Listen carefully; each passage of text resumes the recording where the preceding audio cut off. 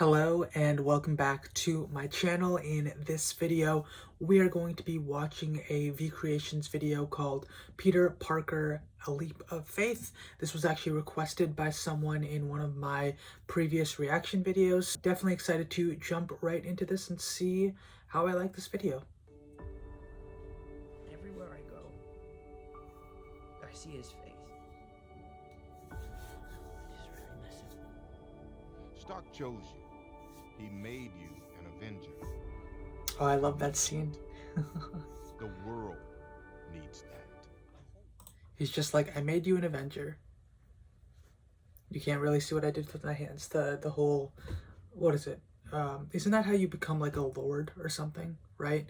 And he just goes like this, and he's like, yep, you're an Avenger now. That's all there is. Meanwhile, Peter's been like weighing the possibility of becoming an Avenger for so long at this point, I feel like. And he looked up to the Avengers since, what was it, 2012? So very, very cool moment. He's asking who's gonna be the next. Kind of a subversion of expectations there. I don't know if that's me happy. I'm not Iron Man. No, you're You not. can do the things that I can, but you don't. And then the bad things happen. They happen because of you. Do you know that I was the only one who believed in you? Everyone else said I was crazy to recruit a 14-year-old kid. Wow, he was 14 in the first Forget the Avengers, flying or in vulture the guy, first, please. I didn't realize he was 14 when, like, during the airport scene, right? He must have been 14 because the first Spider-Man film took place a little bit after, like, right after that. So that's interesting. Yeah, he's a lot younger, or supposed to be a lot younger than I realized he was. I know that he was in high school, but I guess I just never did the mental math to be like, oh, he's 14 years old. I don't remember if he's maybe a freshman or sophomore at the start, like when he's introduced into the series. Because I said so. This is where you zip it, all right? The adult is talking. What if somebody had died tonight? Different story, right? Because that's on you. It's clear to me that you were not ready for this. You're not a jerk for wanting a normal life, kid. It's a hard path. You have to tell me what's going on. Just lay it out. It's just me and Oh, also, I don't like how Talos was acting as Fury for that entire second Spider-Man film, because he was just kind of being rude the whole time, and it was very, like, it seemed a little uncharacteristic, which kind of makes sense because he wasn't actually Fury, but I don't know, he just bothered me the entire film with how he was treating Peter and not understanding that he was still a child. So, yeah, just thought I'd mention that as well. Was he? Choice is yours. Oh, that's one of the coolest moments in that first film, I think. Uneasy lies the head that wears the crown.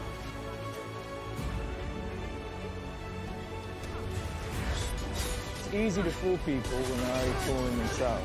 Peter, what's going on? I know this isn't real. Do you though? MJ! There's a moment here where his eyes become animated. I really loved that moment because it was kind of a nod to him from the comics. Like, his eyes get really, really wide at one point during that illusion. Also, him fighting the Hydro Man, like, elemental or whatever. Are just a scared Very, very cool. in a sweatsuit. I don't think you know what's real.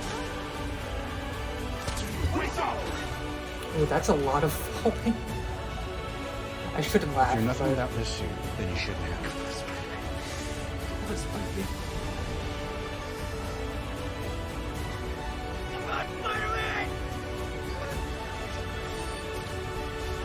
If you were good enough, maybe Tony would still be alive. That's such a sad line, because I think that was right when the grave, or like the dead zombie version of him showed up. You sound like such a jerk. I had this plan with this girl that I really like, and now it's all ruined. There's a part of me that wants me to tell you just turn around, run away from all this, and then there's another part of me that knows what we're about to fight, what's at stake. You got gifts, Parker. But you didn't want to be here. I just wanted to be like you. And I wanted you to be better. Mr. Stark gave me the chance to be more. He wanted me to be better than him. What do you want, Peter? What do you mean? What do you want? See, that's what I really, really like about the Mysterio character, right? Regardless of whether or not he was just doing it to get Tony's glasses, right? He actually asked Peter what he wanted. And I don't know if Tony ever asked that, right? Because Tony was hoping that Peter would become the next whatever, like a version of him that's just better, right? That's how he described it. He said he wanted Peter to be better than he was. And even like with the way that they initially broke off in that first film, like at the very start, where after Germany and everything, Peter goes back to his regular life, and he's like Tony literally tells him, you know, don't do anything that I would do, don't do anything that I wouldn't do. And he basically just put all the pressure of what he wanted Peter to become on him. And I think it came from a place of like, he wants Peter to be the best hero that he can be, and actually to fulfill the ideal of becoming like an amazing Spider-Man. But I don't know, I just really like that Mysterio there actually asked Peter what he wanted, because, and also understood like this is a kid and he should have the ability to just live life and not always have to focus on like the next big threat, right? Tony was my best friend, and he was a mess. He second-guessed everything he did. He was all over the place. By the way, Tony has way too many best friends. I feel like if Happy's his best friend, then who is Rhodey? And then if either of them are his best friend, I mean, I guess Cap wouldn't fall in that category anymore, but I would say like Steve is Iron Man's best friend from work. And then you have Happy and Rhodey, who I would say are like have known him for so long and everything like that. So it would probably be one of them, but at the same time, it's like, I don't know, is Happy really his best friend? Just my thoughts. I feel like it would be Rhodey of anyone, just because of their relationship in the, like, as it progressed over the next couple of films, right? Happy was always there, I think, but he wasn't really as prevalent in the films and stuff like that. He was always more of a supporting character, and then Rhodey felt more like a partner, especially in like their individual films and stuff like that. I don't know, just my thoughts. The one thing that he did that he didn't second guess was picking you.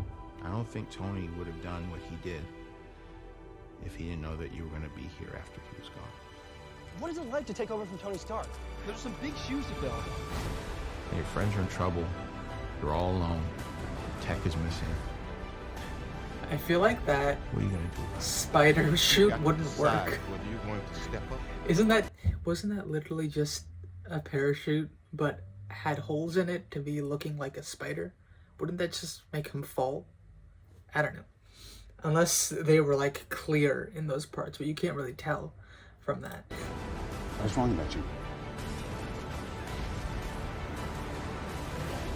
Also love that the black suit, which is, I think that's supposed to be the original Steve Ditko sign Come and get him.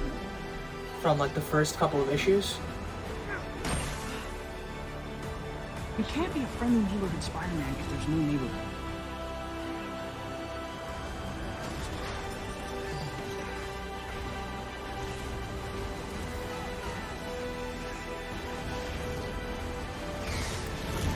Also love that the Peter tingle is what got him out of the mess with Mysterio. You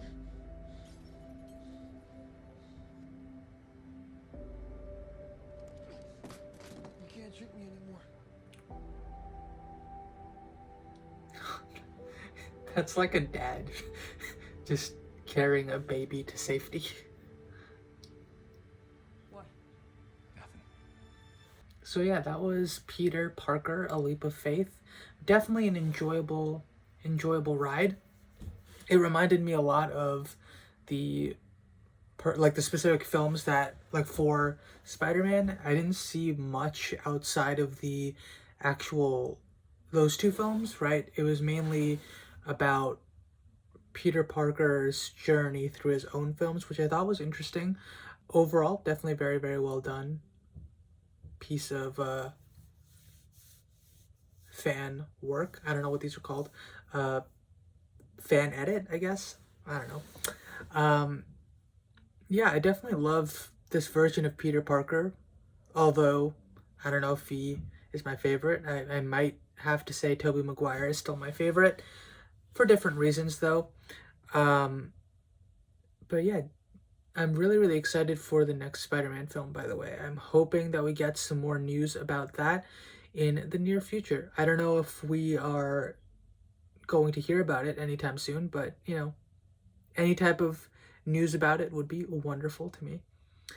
Anyway, for this video, I really, really enjoyed the whole aspects of Peter Parker falling down, the fact that he has, like, that he's still a kid is being, like, brought up during this video as well, and then him ultimately getting back up to try and face off against something that's ultimately insane for a child to be facing off and trying to deal with. But yeah, it was very, very cool. It had, like, the elements of the loss of Tony Stark and stuff like that as well.